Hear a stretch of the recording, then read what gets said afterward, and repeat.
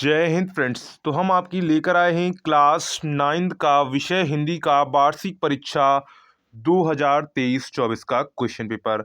ये क्वेश्चन में वार्षिक परीक्षा 2022-23 का है। जो क्वेश्चन पेपर आपका 2022-23 का है, ये क्वेश्चन पेपर आपके 2023-24 के जो छात्र एग्जाम देने जा रहे हैं उनके लिए ये मोस्ट इम्पॉर्टेंट क्वेश्चन पेपर है।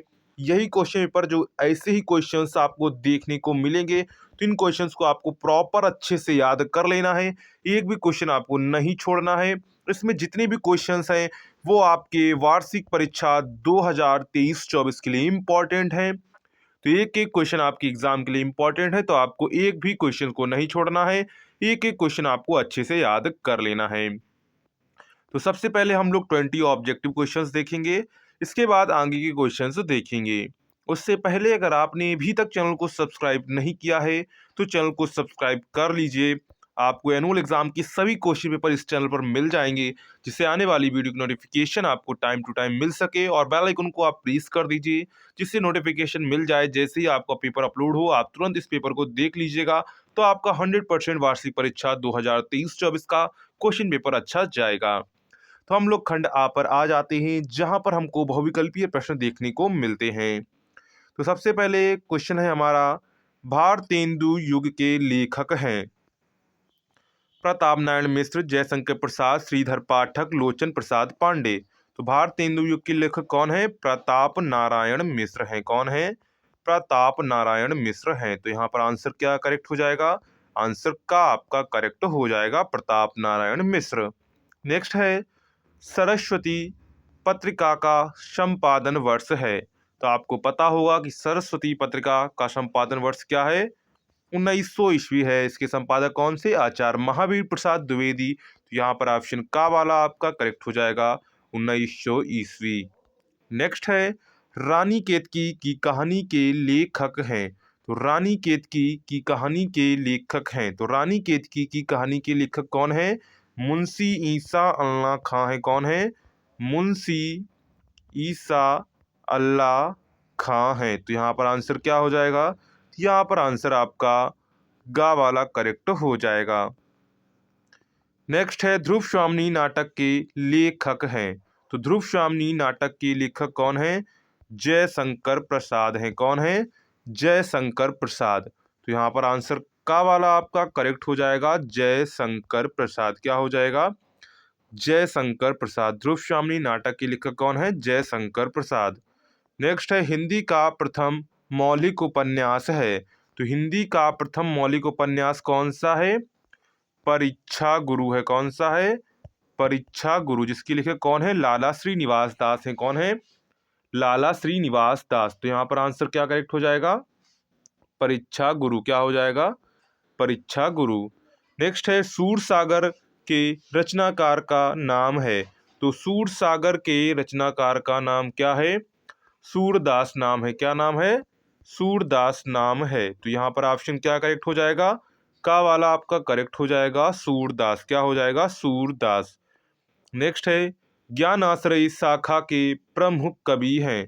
तो ज्ञान आश्रयी शाखा के प्रमुख कवि हैं कबीरदास, तुलसीदास, जायसी, सूरदास। तो ज्ञान आश्रयी शाखा के प्रमुख कवि हैं कबीरदास। कौन है?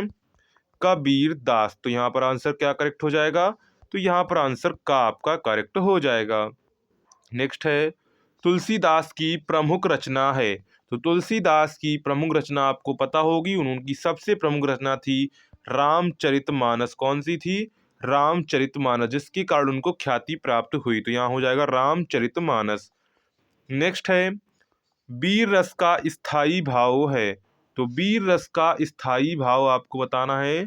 तो वीर रस का स्थायी भाव क्या होता है? वीर रस का स्थायी भाव होता है उत्साह। क्या होता है? उत्साह। तो यहाँ पर आंसर क्या करेक्ट हो जाएगा? तो यहाँ पर आंसर खा आपका करेक्ट हो जाएगा। नेक्स्ट है, लता ओट साप साखिन लखाए श्यामल गौर किशोर सुहाए, इस पंक्ति में कौन सा रस है? तो इस पंक्ति में श्रृंगार रस है। कौन सा रस है? श्रृंगार रस है। तो यहाँ पर आंसर क्या करेक्ट हो जाएगा? तो यहाँ पर आंसर श्रृंगार करेक्ट हो जाएगा।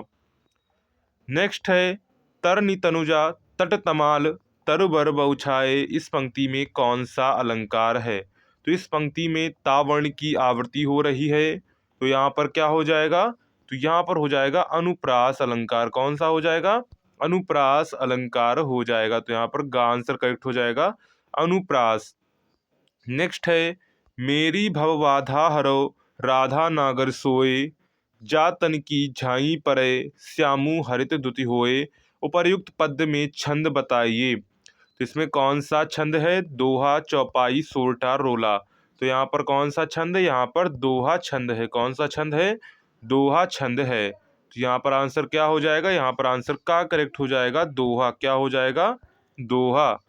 नेक्स्ट है, घोड़ा का तस्यम है। तो घोड़ा का तस्यम क्या है, घोड़ा का तस्यम है घोटक है। क्या है, घोटक। तो यहाँ पर आंसर क्या हो जाएगा, तो यहाँ पर आंसर आपका करेक्ट हो जाएगा घोटक, यानी कि ऑप्शन नंबर घ आपका करेक्ट हो जाएगा। नेक्स्ट है, चतुर शब्द का विलोम है। तो चतुर शब्द का विलोम क्या हो जाएगा, तो चतुर शब्द का विलोम हो जाएगा मूर्ख। क्या हो जाएगा, मूर्ख। तो यहाँ पर आंसर क्या करेक्ट हो जाएगा, तो यहाँ पर आंसर का आपका करेक्ट हो जाएगा मूर्ख। क्या हो जाएगा, मूर्ख। नेक्स्ट है, सूर्य शब्द के दिनकर आदित्य भानु आदि शब्द कहलाते हैं। तो सूर्य शब्द के दिनकर आदित्य भानु आदि शब्द कहलाते हैं। ये क्या कहलाते हैं, ये कहलाते हैं पर्यायवाची। क्या कहलाते हैं, पर्यायवाची। तो यहाँ पर आंसर क्या करेक्ट हो जाएगा, यहाँ आंसर गा करेक्ट हो जाएगा, पर्यायवाची। नेक्स्ट है, प्रतिदिन का समास विग्रह है।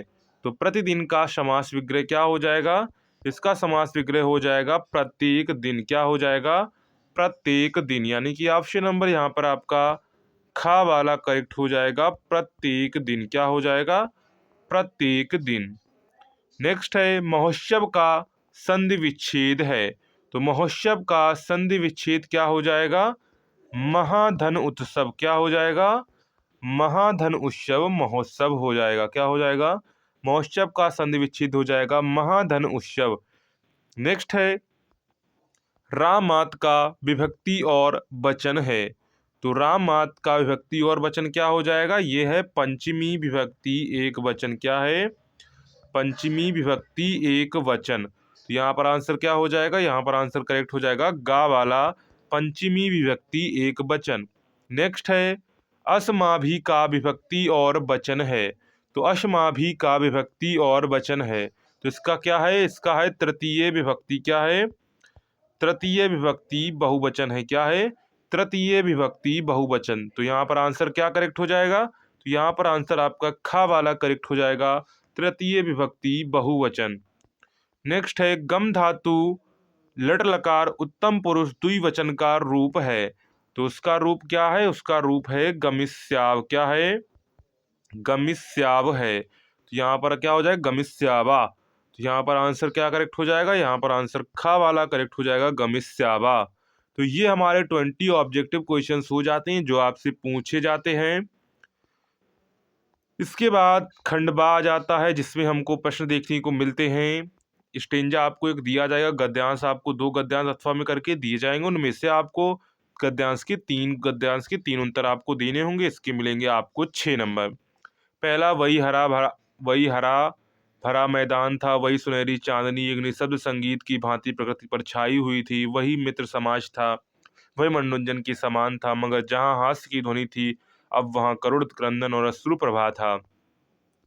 अथवा में यहाँ पर आपको दूसरा दिया गया, अगर आपको ये नहीं आता है तो आप नीचे वाला कर सकते हैं। सूरज डूबने लगा, धीरे धीरे ग्लेशियरों में पिघली केसर बहने लगी। तो इन दोनों को आपको करना है, का खा गा। इसमें भी आपको 3 क्वेश्चन देखने को मिलेंगे। तो इस प्रकार 6 नंबर का आपका क्वेश्चन नंबर 21 हो जाता है। ये आपको चैप्टर आपने पढ़े होंगे तो आपको पता होगा गद्यांश के पेट पाठ का क्या नाम है और लेखक का नाम क्या है। इसके बाद इतना तो आपको करना ही पड़ेगा, इसको आपको ढूंढना है और उनको ढूंढने हैं, इतना तो आपको काम करना ही पड़ेगा। अगर आप पढ़ाई कर रहे हैं तो आपको पता होना चाहिए ऊपर गद्यांश के पाठ और लेखक का नाम क्या होगा। इसी प्रकार क्वेश्चन नंबर 22 में हमको पद्यांश दिया जाता है, पद्यांशों पर आधारित प्रश्नों के उत्तर दीजिए। तो यहाँ पर हमको आपके पद से एक गद्यांश दिया जाता है। उसी प्रकार हमको यहाँ पर 3 क्वेश्चंस करने होते हैं। कितने क्वेश्चन करने होते हैं, यहाँ पर हमको 3 क्वेश्चन करने होते हैं। का खा घा, इसके मिलते हैं हमको 6 नंबर। अथवा में अगर आपको ये नहीं आता है तो आप दूसरा वाला कर सकते हैं, का खा गा। तो अगर आप ये कर सकते हैं तो ये कर सकते हैं। तो तीनों में से दो में से आपको कोई एक यहाँ पर करना होगा। इसके बाद क्वेश्चन नंबर 23 आ जाता है। तो क्वेश्चन नंबर 23 में निम्नलिखित गद्यांश का संदर्भ सहित हिंदी में अनुवाद कीजिए। तो अब क्या होगा, ये संस्कृत में आपको दो गद्यांश दिए जाएंगे अथवा करके, उसमें से आपको क्या करना है, कोई एक गद्यांश आपको करना होगा। इसके बाद क्वेश्चन नंबर 24 आ जाता है। तो यहाँ पर देखिए आपको एक श्लोक दिया गया, निम्नलिखित पद्यांश का संदर्भ सहित हिंदी में अनुवाद कीजिए। तो यहाँ पर ये आपको श्लोक दिया गया है, श्लोक का आपको हिंदी में अनुवाद करना होगा। क्या करना होगा, हिंदी में अनुवाद करना होगा। इसके मिलेंगे आपको 4 नंबर। नेक्स्ट है क्वेश्चन नंबर 25। तो क्वेश्चन नंबर 25 में क्या कह रहे हैं, दीपदान एकांकी के आधार पर बनवीर का चरित्र चित्रण कीजिए, अथवा आप लक्ष्मी के स्वागत एकांकी का सारांश अपने शब्दों में लिखिए। तो ये दोनों में से आपको कोई एक करना है, उसके मिलेंगे आपको 5 नंबर। कितने मिलेंगे, 5 नंबर। इसके बाद प्रश्न नंबर 26 का कहा जाता है, निम्नलिखित में से किसी एक लेखक का जीवन परिचय आपको देना है। जीवन परिचय में हजारी प्रसाद द्विवेदी का लिख सकते हैं, महादेवी वर्मा का लिख सकते हैं, धर्मवीर भारती का लिख सकते हैं। तो इनमें से आपको किसी का एक का जीवन परिचय लिखना है, इसके मिलेंगे आपको 4 नंबर। इसके बाद खा है, निम्नलिखित में से किसी एक कवि का जीवन परिचय लिखिए। तो यहाँ पर आपको कवि यानी कि आपके पद से 3 कवियों के नाम दिए जाएंगे, जैसे जयशंकर प्रसाद, कबीर दास, मैथिली शरण गुप्त। इनमें से आपको किसी एक का जीवन परिचय लिखना है, इसके मिलेंगे आपको 4 नंबर। इसके बाद क्वेश्चन नंबर 27 आ जाता है। तो यहाँ पर 4 नंबर में आपको एक श्लोक लिखना होगा। अपने पाठ्य पुस्तक का कोई एक श्लोक लिखिए जो इस प्रश्न पत्र में ना आया हो। इसके बाद 28 है, निम्नलिखित में से किन्हीं दो प्रश्नों के उत्तर आपको संस्कृत में देने हैं और एक प्रश्न आपका 2 नंबर का होगा। इस प्रकार ये आपका 4 नंबर का क्वेश्चन पेपर हो जाता है। जैसे क्वेश्चन क्या पूछा गया है, मनुष्याणाम भूषणम किमस्ति, क्रोधम किंजयेत, श्री कृष्णस्य जन्म कुत्र अभवत, कंसा का आशीत। इनमें से आपको किन्हीं दो के आंसर देने हैं। इसके बाद क्वेश्चन नंबर 29 हमारा हो जाता है, निम्नलिखित मुहावरों का, लोकोक्तियों का किसी एक का अर्थ लिखते हुए इसका वाक्य प्रयोग कीजिए। इसमें से किसी एक का आपको मुहावरे एवं लोकोक्ति में से किसी एक का अर्थ लिखना है और उसका वाक्य प्रयोग करना है। उसके मिलेंगे आपको 4 नंबर। पहला है आंखों का तारा होना, यानी कि बहुत प्यारा होना। गागर में सागर भरना, मतलब कि छोटी बात में बड़ी बात कह देना। अपना उल्लू सीधा करना, मतलब कि अपना काम निकालना। इनमें से आपको किसी एक का अर्थ लिखते हुए इसका वाक्य प्रयोग करना है। इसके बाद क्वेश्चन नंबर 30 आ जाता है, निम्नलिखित वाक्यों में से किन्हीं दो को संस्कृत में अनुवाद कीजिए। यानी कि दो वाक्य आपको दिए जाएंगे, उसको संस्कृत में अनुवाद आपको करना होगा। जैसे है, गंगा हिमालय से निकलती है, मोहन स्कूल में पढ़ता है, तालाब में कमल खिलते हैं, पेड़ से पत्ते गिरते हैं। तो पेड़ से पत्ते गिरते हैं, ये बहुत बार पूछा गया, तो ये आपको संस्कृत में याद कर लेना है। इसके बाद हमारा लास्ट क्वेश्चन बचता है 31। बड़े भाई के विवाह में सम्मिलित होने हेतु 1 सप्ताह का अवकाश हेतु प्रधानाचार्य को प्रार्थना पत्र लिखिए, अथवा ग्राम की स्वच्छता के लिए जिला अधिकारी को एक पत्र लिखिए। तो यहाँ पर आपको दोनों में से किसी एक को लिखना है। अगर आप पत्र लिख सकते हैं या फिर अवकाश हेतु प्रधानाचार्य को प्रार्थना पत्र लिख सकते हैं, यानी कि एप्लीकेशन लेटर में से आपको कोई एक लेना है। इसके मिलेंगे आपको 5 नंबर। तो ये आपका क्लास नाइन्थ एनुअल एग्ज़ाम 2023-24 के लिए हो जाता है क्वेश्चन पेपर।